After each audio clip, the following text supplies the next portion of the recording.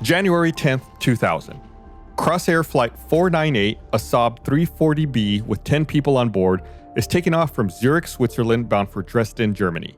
After taking off, the crew is given a new heading by air traffic control that allows them to shave some time off their flight, so they accept it. The captain is flying the plane and giving commands to the first officer, who is busy carrying out his tasks.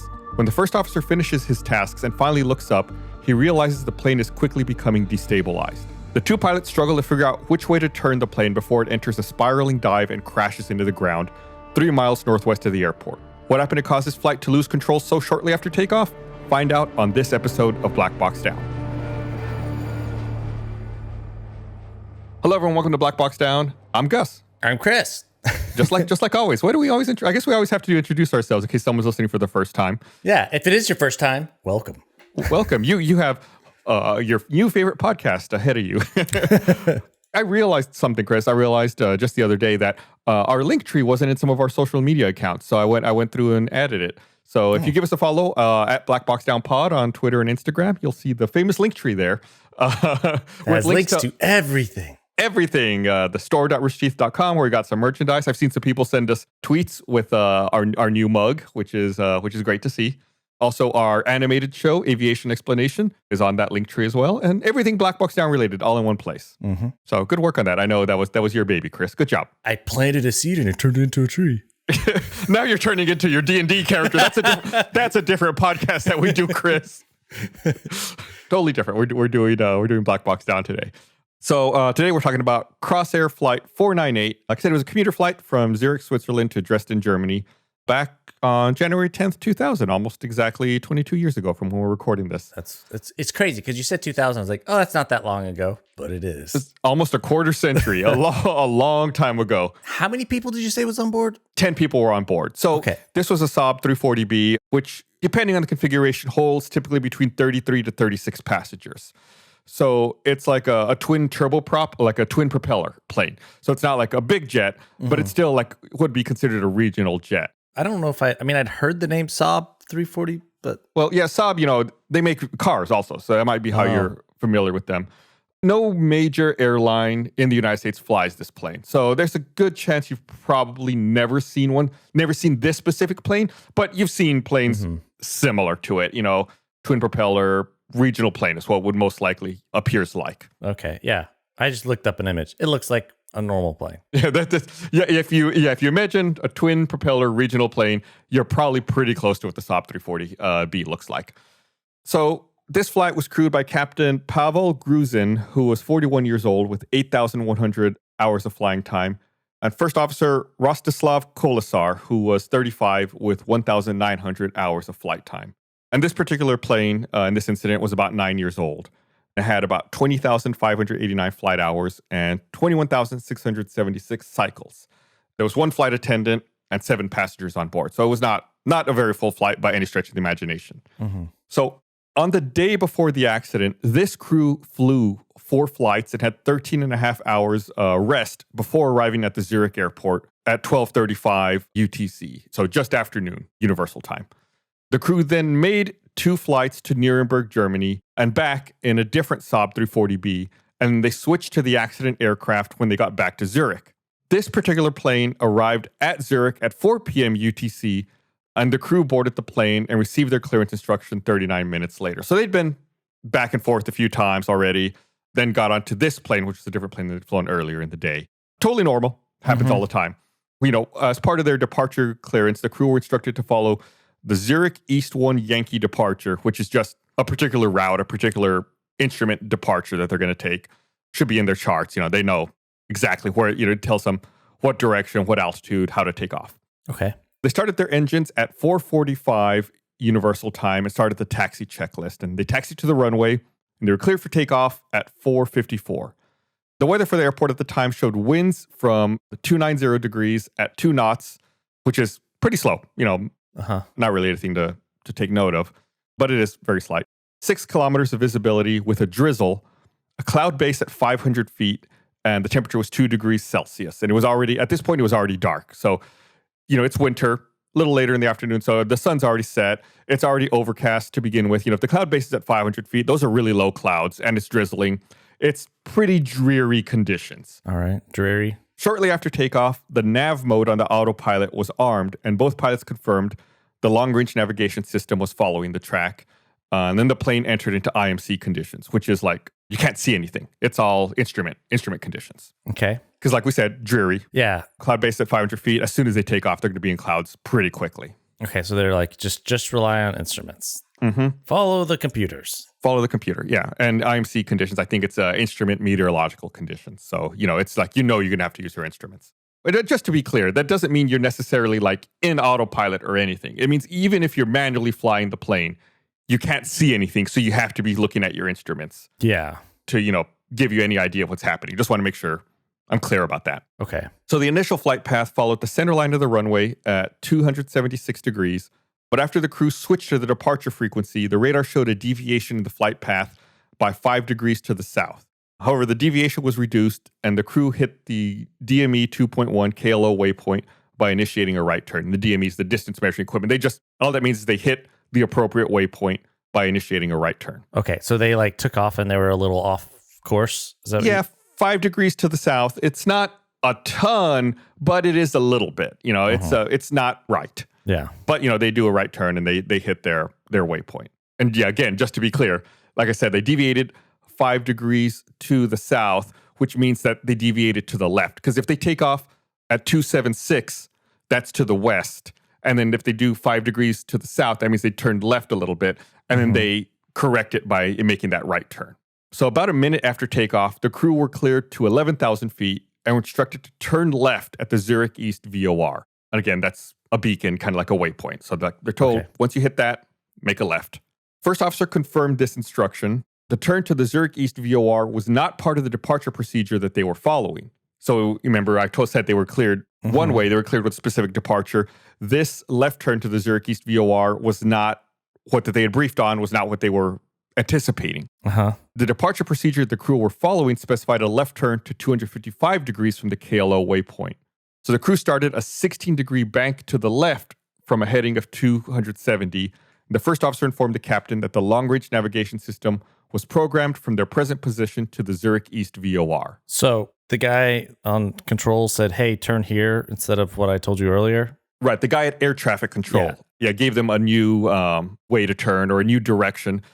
So it was changing the way they were departing the airport so that instead of like kind of taking the long way around, this was a little more direct, which would save them time on their flight. And they told them this, like, hey, this will save you some time. Take this. I don't know if they necessarily told them that, but, they were cleared. They should understand. The crew should understand, looking at it, or once they receive the instructions, like, oh, this is more direct. This is faster. Okay. So like I said, they had started this 16-degree bank to the left, but they only did that for like 2 seconds. And then the aircraft began to roll to the right at a rate of 3 degrees per second. While all this was going on, the captain was giving out routine orders to the first officer to carry out, like turning on the yaw damper, turning on bleed air. So the captain in the left-hand seat is flying, and he's telling the first officer what to do. And the first officer is going through checklists, setting everything up. So he's, looking down, looking around the cockpit, executing everything the captain's telling him to do. The bank angle then reached 8.4 degrees to the right, and the nose began to drop from 14.2 degrees to 10.8 degrees nose up. So remember, they're supposed to be turning left, but they're banking now 8.4 degrees to the right, and their nose is starting to drop a little bit. It's still angled up, but it's not as angled up as it had been. At 4:56, the right bank angle reached 31 degrees, and the captain gave the order to set climb power. So 31 degrees, now it's like they're entering a pretty steep bank. And, climb power, like they're just, increasing their power. And the first officer confirmed this order by saying, coming, and began to set the climb power. And the report notes that this procedure takes, quote, quite some time. It normally takes that quite some time, or it was taking them quite some time? Normally, it will take some time. Okay. So over the next several seconds, the captain stabilized the bank angle between 39 and 42 degrees to the right, and the pitch reduced and stabilized at 1 degree nose up. So they're pretty much they're at a bank angle to the right of about 40 degrees, and the nose has settled to about 1 degree nose up, which is still up, but it's not very much. But they're supposed to be turning left, but they're turning right? Correct. They are still turning right at this point. And are they supposed to be climbing at all? they should be climbing more than this. Yeah, they're cleared up to 11,000 feet. And at this point, they're only at about 4,700 feet. Oh, they're still real low. Yeah, and actually specifically, they were at 4,720 feet. And they're leveling off at this point. Because like I said, they're only 1 degree nose up. Like they're pretty much leveled off. And the cloud tops in this area were at about 5,000 feet. So they're banking the wrong direction and they're in the clouds. They can't see anything. I don't want to get too far ahead, but are they just reading everything wrong? The instruments? Are the instruments wrong? Or what? Like, 'cause it sounds like they're just... Right. Like, yeah, how can you be turning in the opposite direction? There's only there's only left and right. Granted, when you're flying a plane, there's also up and down. But when it comes to, turn left or turn right, you have 2 options. How do you pick the wrong one? It's weird. And even, I will say, they are also in clouds, though. So, if you're not looking at your instruments and you're just relying on your equilibrium in your inner ear and your body, maybe your body's telling you the wrong thing. It's difficult to say because again, it's dark and they're in a cloud. So they can't see anything outside. There's no frame of reference. They're doing it with their hands, right? You are correct. They are doing it with their hands. I'm just trying to, I don't know, come up with a reason. Yeah, he's performing the bank. He's going in the wrong direction. Are they calling it out? Like turning left and then he turns right? Like, okay, that's an excellent question you just asked right there, Chris. And I'm going to answer that in just a second. Okay. I have to read a couple more things. I have to read like 2 more sentences and then I'm going to answer that specific question. So right about this time, this is happening at 4:56 and 10 seconds. A 9-second period started, which is characterized by destabilization of the attitude. At 4:56 and 12 seconds, the first officer told the captain they should be turning left to Zurich East. 3 seconds later, the captain muttered to himself, and the bank angle reached 65.8 degrees to the right, with the pitch dropping as a result of this large bank. What? At 4:56 and 18 seconds, the departure controller contacted the flight and asked them to confirm that they were turning left. The phrase he used was, confirm left turn. The first officer immediately responded, telling them to stand by, and the controller then instructed the crew to continue right turn to Zurich East. So at this point, the controller's like, well, they're not turning left, so keep turning right to Zurich East. So the controller's just like, yeah, just keep doing what you're doing? Initially, the controller asks it like a question, like, Crossair 498, confirm left turn. And then the first officer says, stand by. So the air traffic control comes back on and says, continue right turn to Zurich East. Because he sees, they're turning right. It's like letting them know, all right, if you want to turn right, you can keep turning right. We'll clear that as your direction. The key here, and I'm spoiling a little bit of what we're going to get into later. The key here was confirmed left turn.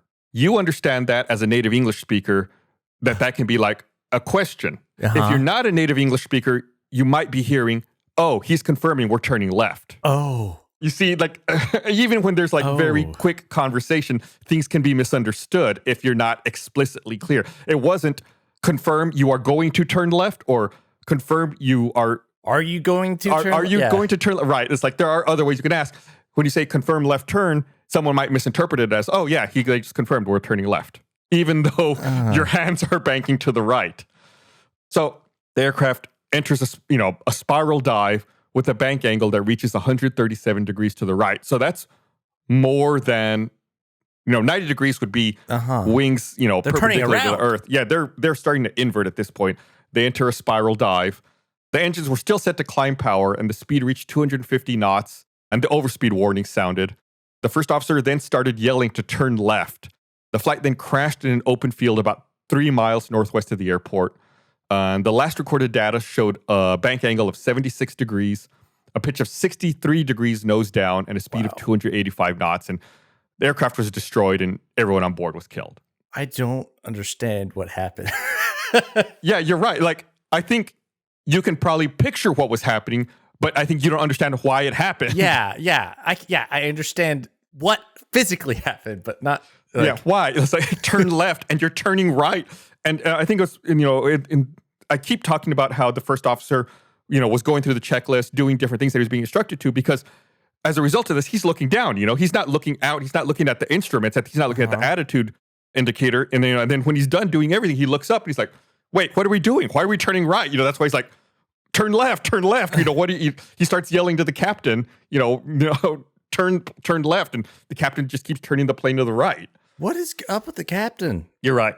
I mean, what happened? Yeah. That's the crux of this. And that's, what the investigation sets out to find out. Like, how does this happen? Was there a mechanical problem? Was the captain confused about left and right? How do you enter this situation? So the investigation was carried out by the Swiss Aircraft Accident Investigation Bureau because, of course, they're taking off from Zurich, Switzerland. So prior to takeoff, the standard instrument departure had been entered into the flight management system and was working correctly. There's a bunch of waypoints and acronyms I could read here. I'm not going to read all that. Uh-huh. They put the different waypoints in and they enter that in the flight management system and it was working. And remember, like I said, they did get their route changed a little bit after they took off. The report says the captain was flying manually, but it also seems like the flight director has a little control over the bank angle when following the navigation log. So when they reached the KLO waypoint, which I mentioned earlier, a left turn was initiated to start flying at the 255 radial. And like I said, they initially did start a left bank, but then started going to the right or started banking to the right. And it was at the same time that the new instructions were given to flight to the Zurich East VOR. The departure controller instructed them to make a left turn to this VOR. First officer confirmed this, and he started to enter it into the flight management system on his own, because he's dealing with all the instruments and everything. When he told the captain they were now going direct to the VOR, he did not inform him that it was a left turn. So, he basically tells the captain, hey, now we're going direct to this other place, but he doesn't say make a left turn there. Oh. The captain was following what was on the flight director, and when the direct to entry is made in this situation without defining a turn direction, the flight director commands a right turn by default because that is the shorter distance. So the computer gets the new waypoint and determines it'll be faster if we make a right turn. But, they were instructed to turn left, but it just wasn't put into the flight management system that way. So the flight management system automatically all right, well, let's make the right turn to go in that direction. Oh, so the computer was saying turn right. Correct. Even though air traffic control had told them to turn left. And air traffic control, even though it's not the most direct way to get there, air traffic control may tell them to turn left to create a little more space for another plane or to give themselves a little more time for whatever reason. Sometimes, like when a pilot is told to make a turn, they're normally told left turn to this or right turn to this because air traffic control may be dealing with something else and they may need you to take a little bit of, a more roundabout way to get there. Yeah, that's what air traffic control does. They control the traffic. Right, they space it all out. So for whatever reason, they were told to make a left turn to get there, but the flight computer displayed a right turn. So does that mean that the first officer put it in correctly, or so he put it in and then gave it a direct to command. So the plane displayed the direct to instead of telling it, hey, we're doing a left turn here. Direct to is just that's like the default way you would put it, just like direct, and then it shows you the way to get there. I mean, the captain should also have been listening. In my opinion, the captain should also have been listening to air traffic control and have heard them say left turn to that. And also, the first officer did not tell him that it was a left turn. He just put it into the flight management system. So there could have been some confusion there because of that. Sticking to your New Year's resolutions can be hard, but if you're focusing on saving money by ordering less takeout, learning to cook, or prioritizing your wellness, achieving your goals is easy as pie with HelloFresh. HelloFresh has endless options to make cooking at home simple and enjoyable by delivering pre-portioned ingredients to your door, including farm-fresh produce that arrives within a week. They've got all sorts of options to fit your lifestyle, from quick and easy meals to 20-minute recipes to veggie or calorie-smart options. The options don't stop there. Each week, they have 50 menu items and market items to choose from, including family-friendly and gourmet options. That's everything from white cheddar Wonder Burgers to hibachi sweet soy bavette, steak, and shrimp. Just the other day, I made some one-pot black bean soup. It was awesome. It was so good and so easy. It was just 4 steps. I appreciate how quick and easy it was and how delicious of a meal I had when I was done putting it all together. So you can go to HelloFresh.com/BlackBoxDown16. Use code BlackBoxDown16 for up to 16 free meals and 3 free gifts. That's HelloFresh.com/BlackBoxDown16. Use code BlackBoxDown16 for up to 16 free meals and 3 free gifts. A new team, a new mission, all in the name of peace. Peacemaker explores the origins of Peacemaker himself, John Cena's character in James Gunn's 2021 film, The Suicide Squad. Peacemaker believes in peace at any cost, no matter how many people he has to kill to get it. The series also stars Danielle Brooks as Adebayo, Freddie Stroma as Vigilante, Jennifer Holland as Harcourt, Chuck Wooedi Ewoji as Myrn, Steve Agee as Economos, and Robert Patrick as Augie Smith. Stream new episodes of Peacemaker on HBO Max starting January 13th. Listen to Podly, the Peacemaker podcast on HBO Max, the HBO Max and DC YouTube channels, or wherever you get your podcasts. And if you want to walk some sweet Peacemaker merch, head over to shop.dccomics.com for the latest drops.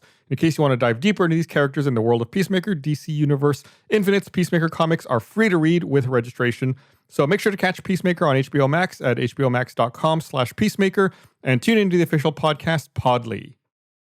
So the plane had started to bank to the left before the first officer changed the flight path.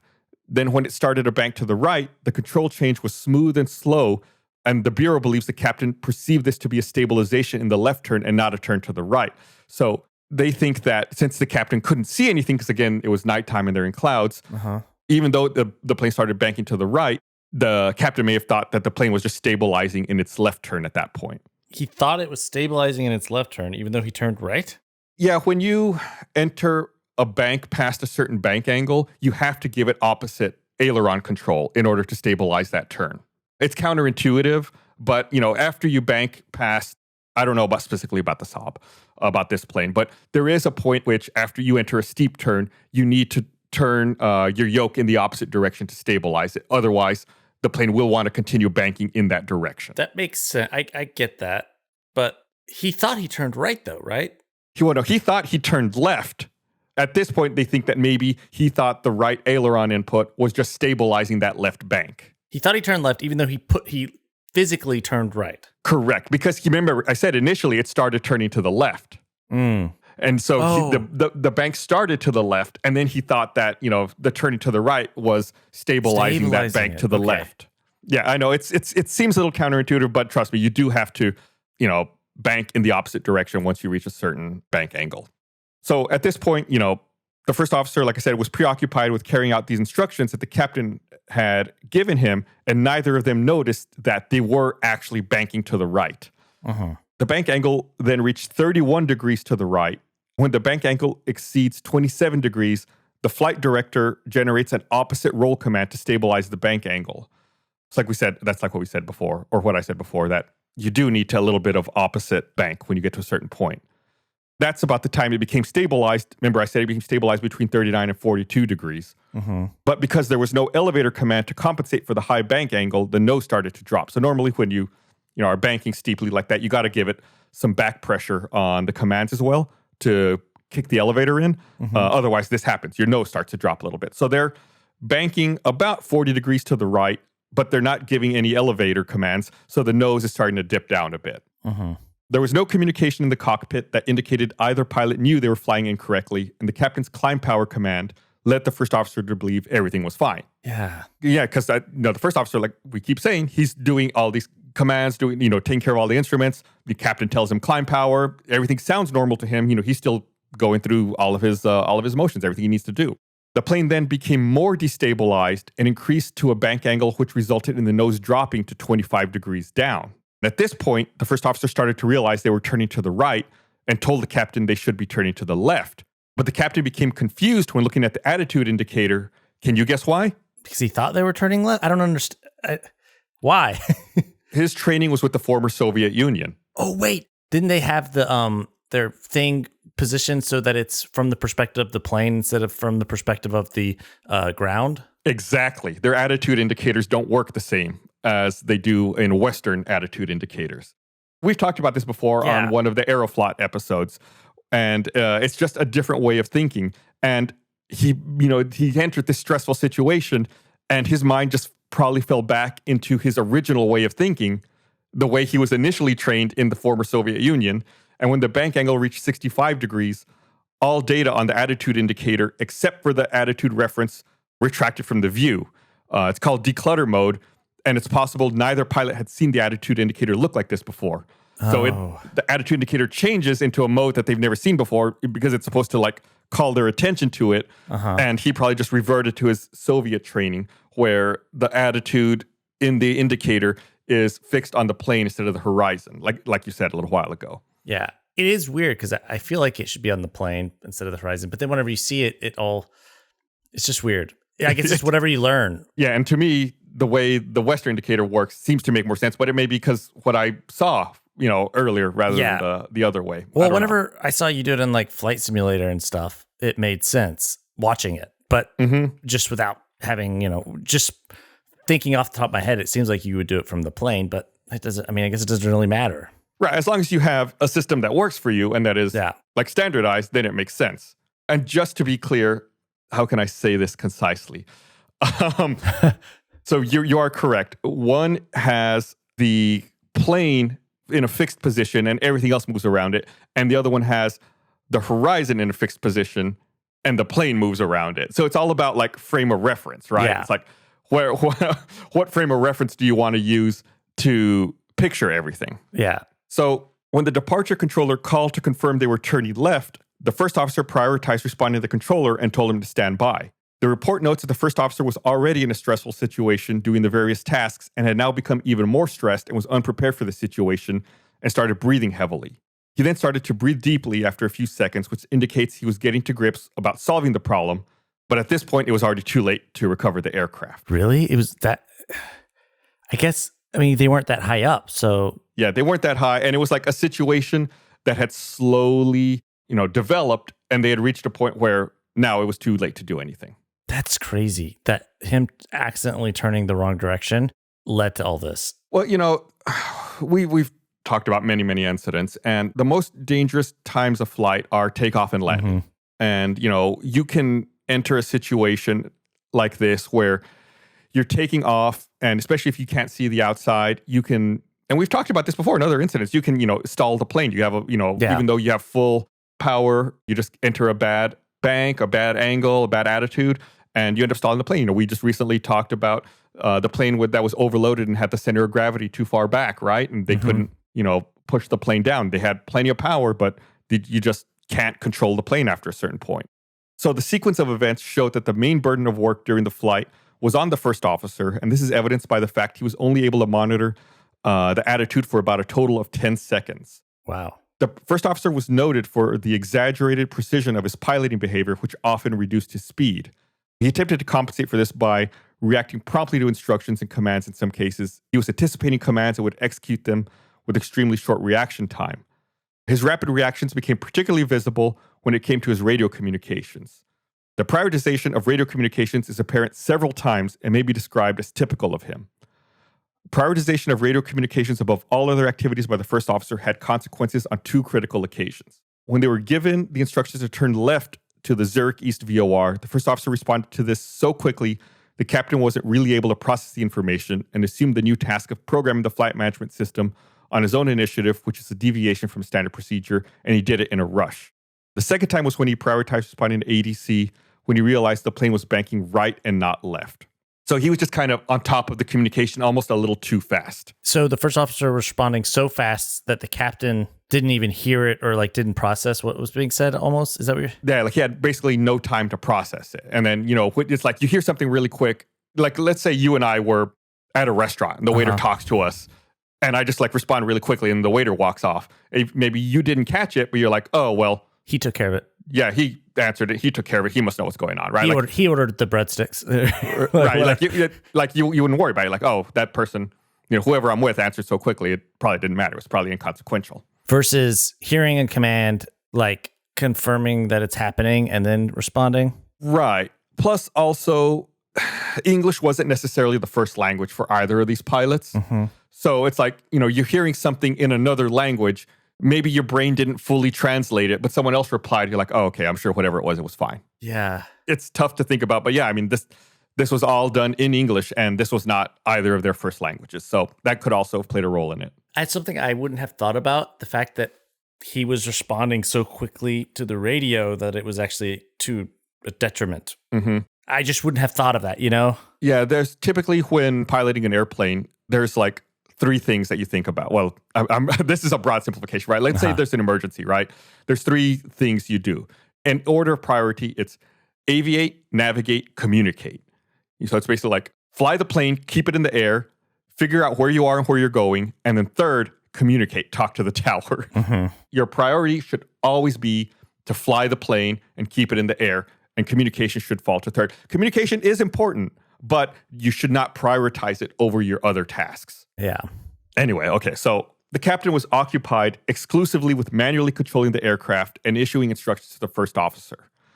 From this, it can be assumed that the issue of commands was complemented to a certain extent by monitoring, especially when the first officer reported completion of an operation. The Bureau notes that the captain could have switched on the fully functional autopilot, especially due to the fact they were flying in difficult operating conditions. Remember, like I said, he was flying manually. They have an autopilot. All of this stuff's programmed in it. They could have done it. It was nighttime. There were low clouds. It was cold, so there's a risk of icing. But he was manually flying the plane, which, occupies all of his time. It's more difficult. He has to be on top of that. Why was he doing that then? So, like I said, he was from the former Soviet Union, and it's just a different way of thinking. In Western aviation, pilots tend to rely on the autopilot quite a bit. In the former Soviet Union, pilots tend to do a lot of hand flying and don't use the autopilot as much. So he probably just reverted back to the way he was, the way he grew up learning in the Soviet Union. Yeah. Was just going to manually fly the plane himself. And do you think that this was partly because they couldn't see anything? If that makes sense? Well, if anything, I would think that would make him want to use the autopilot even more if it were me. Yeah, that's true. And just monitor it and make sure it's doing the right thing. It's if it's there and you can program the flight into it, the takeoff procedure, why not let it handle it? Well, until you get up above the clouds and then you can see, then maybe you can take over. But you said whenever the first officer input the command, it had auto told him to turn right at the start. So would that mean the autopilot would have turned right? Correct. The autopilot would have turned right. Okay. Which, was not correct, but in the grand scheme of things probably would have been okay because you heard air traffic control even told them after they kept turning right, all right, fine, continue with your right turn. Fine, just do it, whatever. Yeah, if you're doing that, just keep with it. So, technically they should have turned left, but even the right turn would have been okay. And at the time, like we said, back in 2000, there were no mandatory regulations regarding the use of autopilot. And the use of autopilot was considered a piloting weakness in the captain's previous environment in the Soviet Union. They considered it you didn't know how to fly a plane if you're using the autopilot. Yeah. He was also unable to express his uncertainty about the flight path and attitude. And again, in the former Soviet Union, there was a great difference in authority between the commander and other crew members, which probably made it difficult for him to admit uncertainty or mistakes. In addition to all of this, the captain was also trained in multi-crew aircraft, and neither pilot had really undergone extensive CRM training, like crew resource management, which we've talked about before, which is super, super helpful. Really, really a game changer when it came to aviation and making things safer. Yeah. So you see already there's kind of like in many of these incidents, there's a bunch of different things that are converging here to cause this incident. Not any one thing necessarily is a smoking gun, but it's all these little things kind of add up, not speaking English natively, starting your career using a different style ADI, or even, flying in the former Soviet Union where they didn't rely on autopilot as much. And then the weather, and then the time of day, and all these things. Then on top of this, on top of everything else, when the Bureau is doing this investigation, they recover the crash and, anything they can. They recover the captain's crew bag. And in the bag, they find an open pack of Russian medication called phenazepam. And they find this medication in his system after the toxicology report is done. Oh. And phenazepam is a benzodiazepine drug that was developed in the Soviet Union, and it's a depressant. Yeah. That's like Valium or Ativan? Yeah, so Valium, Xanax, Klonopin, these are all different types of this same drug. How much did he have in his system? So the fact that he had any in his system is kind of a problem. Yeah. Because like we said, it's a depressant. It can slow reaction times. And we just listed off some other types of medicines that are like this. It's used in the treatment of various mental disorders like anxiety and whatnot. It can be used as a pre-medication before surgery because it also, since it's a depressant, it augments anesthetics. And some of the side effects of these kinds of drugs include dizziness, loss of coordination, drowsiness, which are all kind of things that would be bad in this situation where you can't see outside and you can't rely on your balance. So the evidence of this phenazepam medication in the remains of the captain made it possible to conclude that the medicine had been taken at an unknown time prior to flight. Yep. And from the witness statements, it was not clear whether the commander took the medication regularly or even if there could have been a dependence. But the Bureau highly thinks the medication could have had an impact on the captain's performance. Yeah. So yeah, just another layer to add to this. Yeah. Like this medicine could have impaired his, and not talking about his judgment, but it just could have impaired his equilibrium Yeah. to have made these inputs seem a little different than what they really were. Even when you don't have any of these medications in your system, when you're in a plane and you're in a cloud, like you can't quite tell, like you can't trust your inner ear. You can only trust the instruments to tell you what's actually happening and what direction you're actually banking and what's going on with the plane. Yeah. So, of course, there's some findings that are in the report here, and I'm going to go through them right now. The flight crew had been working together for 4 days prior to the day of the accident. This was their 9th flight together. All attitude changes during climb and in the subsequent accident phase resulted exclusively from the control commands of the flight crew. So, like, the plane didn't do this, right? Like, no systems went haywire and caused this. The correct navigation database was installed on the accident flight. That's more to do with the flight management system. The flight director was switched on and working up to impact in indicated airspeed and nav mode. A system for bank warning was not present and not prescribed on the aircraft involved in the accident. Oh. So, yeah, there was no system telling them that they were banking too much or anything. Yeah, they didn't happen until the traffic controller announced it, right? Well, the air traffic controller just told them they were banking in the wrong direction. Okay. Like, they should be able to look at their attitude indicator, and that should tell them like how much they're banking and if they're banking too much. At 4:55 and 39 seconds UTC, air traffic control changed the departure clearance by instructing a left turn direct to the VOR, the Zurich East VOR. The captain dispensed with use of the autopilot under instrument flight conditions and during the work-intensive climb phase of the flight. So again, he could have used the autopilot here to have like taken over some of the stress, right? And kind of alleviated the work so they could focus on other things. According to the cockpit voice recorder recordings, the first officer made an entry in the flight management system without being instructed to do so by the captain relating to the change of their flight path. So again, the captain didn't tell him to input the new information or the new turn. The first officer kind of jumps ahead and starts doing it without being told to do so. So that kind of can lead to not both of them being in sync and knowing what's going on, which we've talked about. That's like classic crew resource management. Like saying what you're doing and having the other pilot confirm it, making sure you're entirely on the same page about what's happening. That way you both know and you have like a check and a balance. Yeah, you've said it, confirmed it, and like someone has confirmed that yeah. Right. From the analysis of the progress of the flight, it is apparent that the first officer programmed the flight management system without selecting a turn direction. So again, he just put direct. According to the cockpit voice recorder recordings, the flight crew set inappropriate priorities for their tasks after the change to the new waypoint. The cockpit voice recorder recordings indicate a one-sided distribution of labor with heavy strain on the first officer and a limitation of his monitoring function. So again, since he was so task-saturated, he couldn't monitor the captain to make sure everything was okay. And the reason he was so task-saturated is because the captain was manually flying the plane instead of letting the autopilot take over. So it just kind of overloaded both of them. What was the time period from takeoff to the crash? Because sometimes it's hard to, when we break it down like moment by moment, it's hard to think about how fast this happens.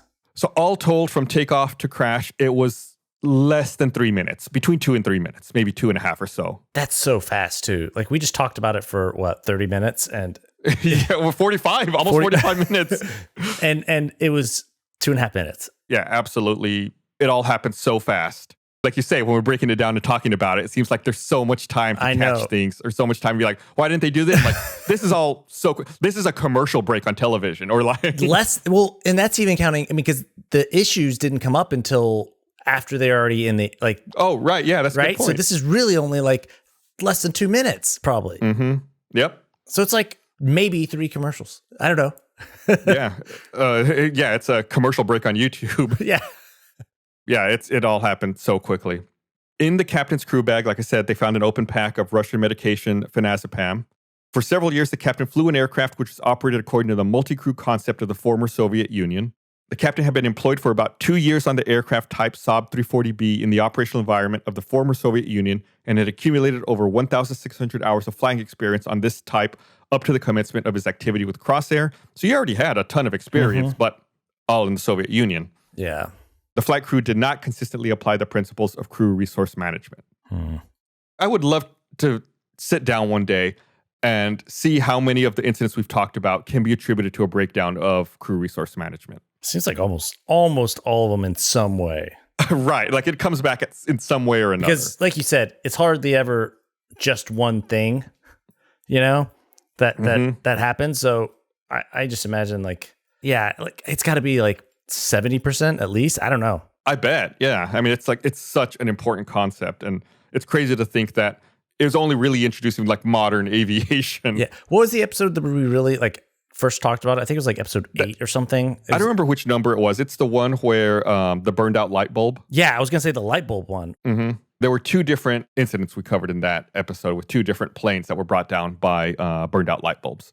Yeah, which is crazy. And also, I believe, if I remember right, the Tenerife incident also was another one that was really monumental, where the 2 747s collided on the runway. That was another incident that really pushed forward the concept of CRM. Yeah, so episode 9 is the one that we're talking about, the light bulb one with the crew resource management one. Mm-hmm.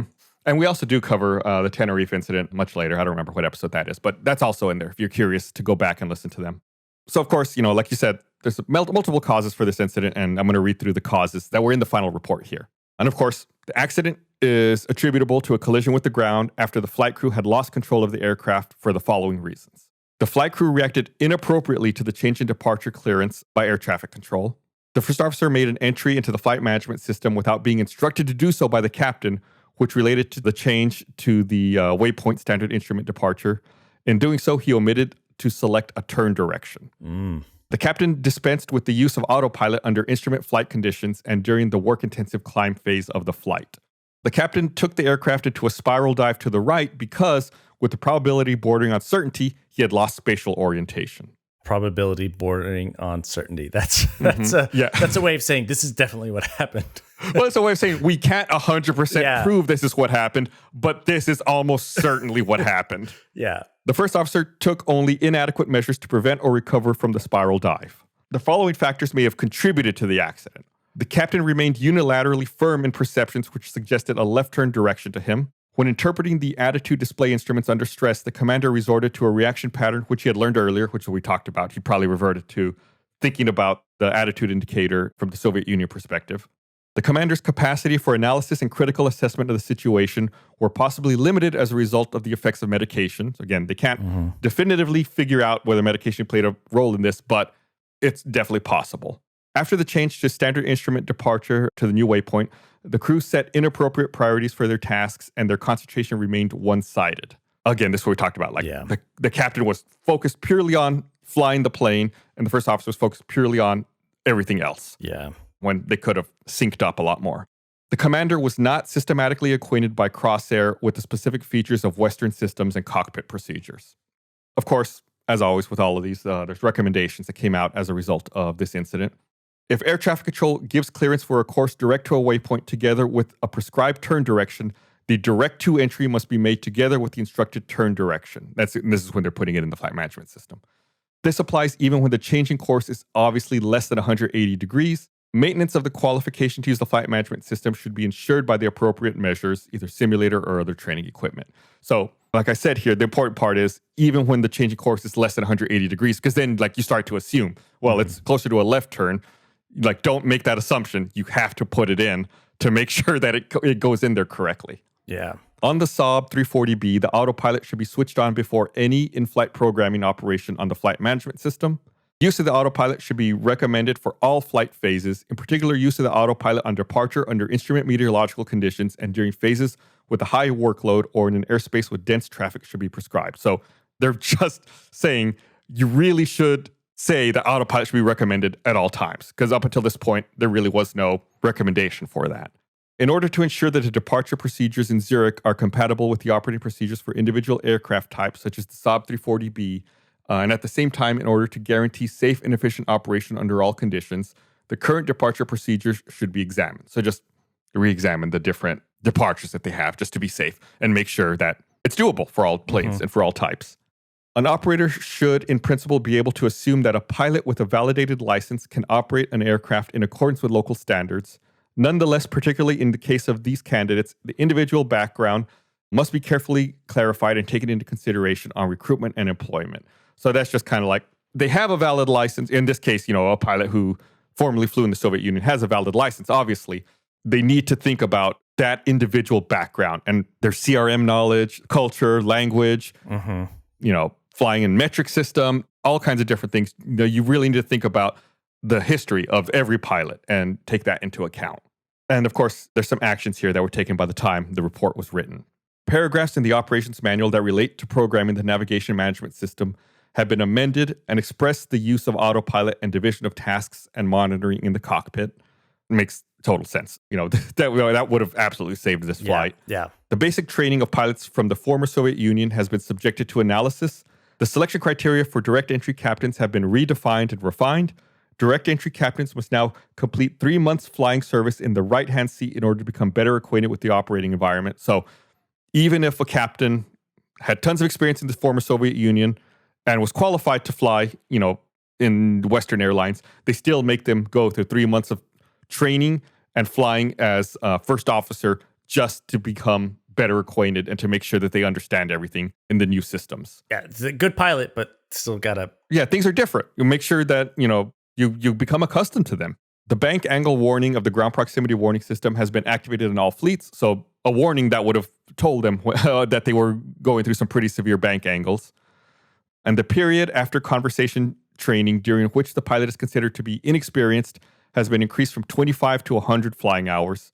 The limit is integrated into crew planning systems. So that's just like an internal designation for them to know when pilots are no longer considered inexperienced. Just give them more flying hours so they can get even more experience. Yeah. But that's it for Crossair 498. It's just, again, this is just another classic example of it's not any one thing that went wrong. Yeah. It's just so many little things all lined up in the exact wrong way. There were so many opportunities where this could have been savable and that this wouldn't have been an issue. Even something as simple as just turning the autopilot on and letting it fly the plane through the poor visibility, through the poor conditions. Yeah, and it did seem like whenever we first started talking about it, I was like, oh, well, it seemed at first like it was just the captain like piloting wrong. But yeah, when you break it down, there's a lot of little things like that. Yeah, like even if he had initiated the bank angle in the wrong direction, there were so many things that should have been able to catch that. Or even like I said, he shouldn't have even been. Well, he didn't even have to be flying at this point. Like he could have let the autopilot take over and then focus on other things. And again, crew resource management, synchronizing, making sure both pilots are on the same page. It's frustrating to see. But yeah, that's it. Crossair Flight 498, totally preventable. Yeah. But that's it for this episode. Don't forget to give us a follow on social media at BlackBoxDownPod.